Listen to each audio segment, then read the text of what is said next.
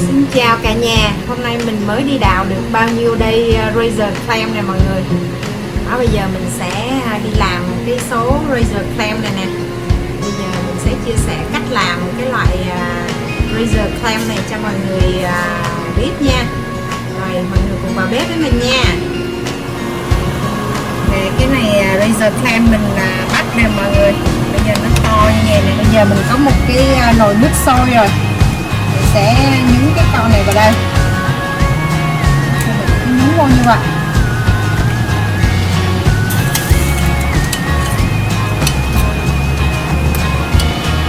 Đến khi mà nó nở ra như vậy nè, lấy ra liền, bỏ qua chậu nước lạnh. Nước lạnh, cái này nước lạnh đá nha mọi người. Cái vỏ này mình bỏ đi nè, bỏ vô như vậy.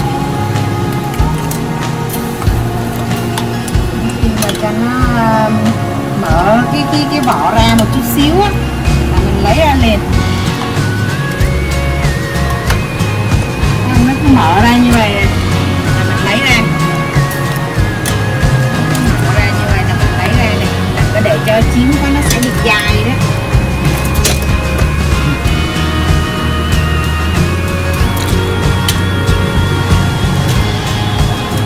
Mình làm con cạnh kẽ cho xem.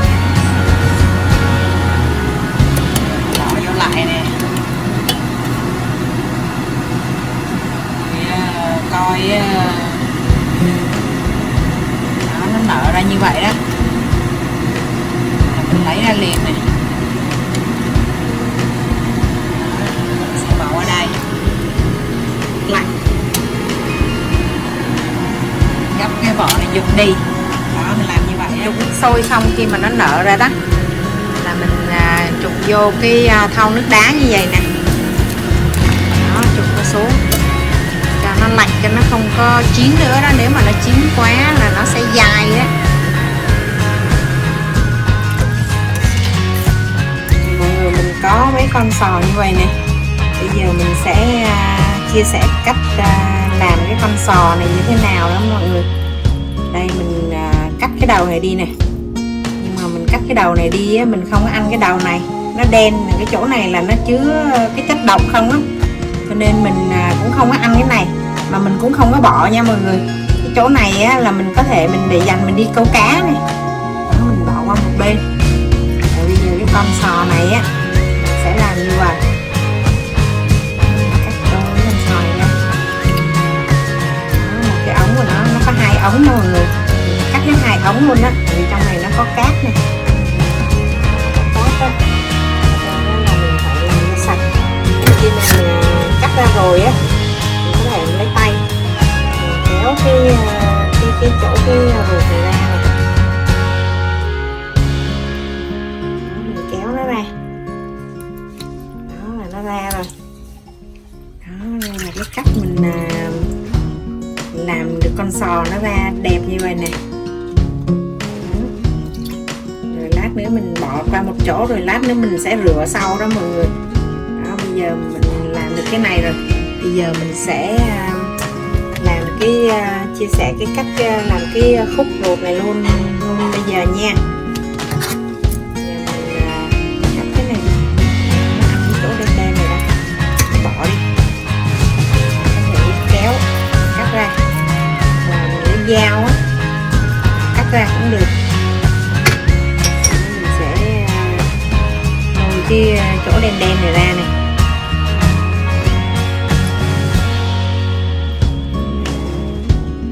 Chỗ này là cái chỗ cái ruột của nó đó, nó ăn uống rồi cái phân nó chứa ở đây nè. Mình sẽ không có để cái chỗ này.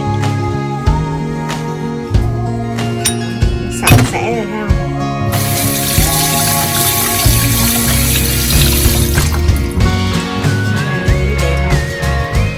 Xong cái ruột của con sò rồi nè. Thêm một con nữa cho mọi người xem nha.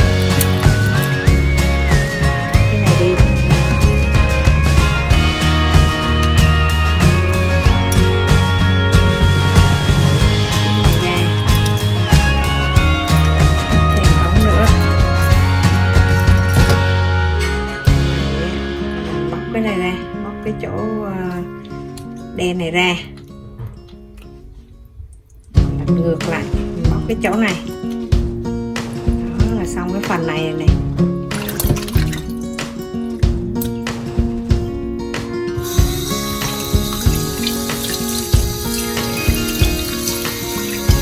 Trắng trẻo rồi thấy không? Trắng đẹp chưa? Đó, một con sò khi mà mình làm ra nó sẽ như vậy nè. Có thể mình lấy con dao nè,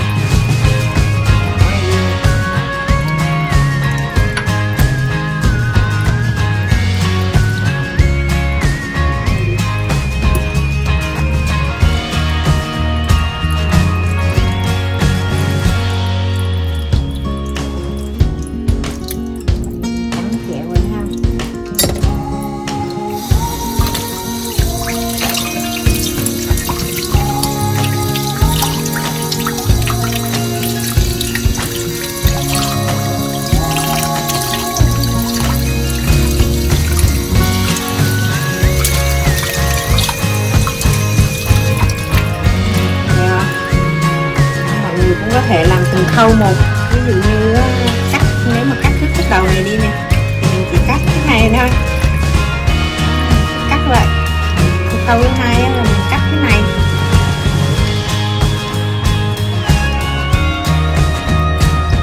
mình cứ làm hết một khâu như vậy, xong rồi khâu thứ ba là mình làm cái này cứ vậy, mình bỏ qua một bên, lát nữa mình rửa sau, xong khâu thứ tư mình làm cái này sau cùng.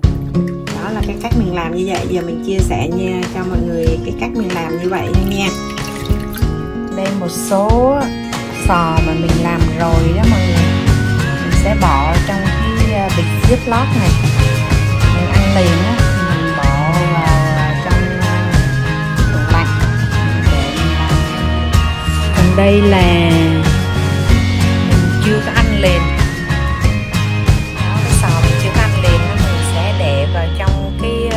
Ziploc nhỏ nhỏ như vậy nè. Mình nhắm mình ăn khoảng bao nhiêu con thì mình bỏ vào đây bao nhiêu con, ví dụ như 20 con hoặc 30 con trong một cái bịch này thì mình bỏ vô 20-30 con hoặc là 10 con tùy theo mình ăn ít ăn nhiều, thì đó mình để vô như vậy đó. Rồi thôi mình chia sẻ cái cách làm sò của mình như vậy đó. Các bạn có thích thì hãy bấm like, đăng ký, chia sẻ để cho mọi người cùng xem video của mình nha.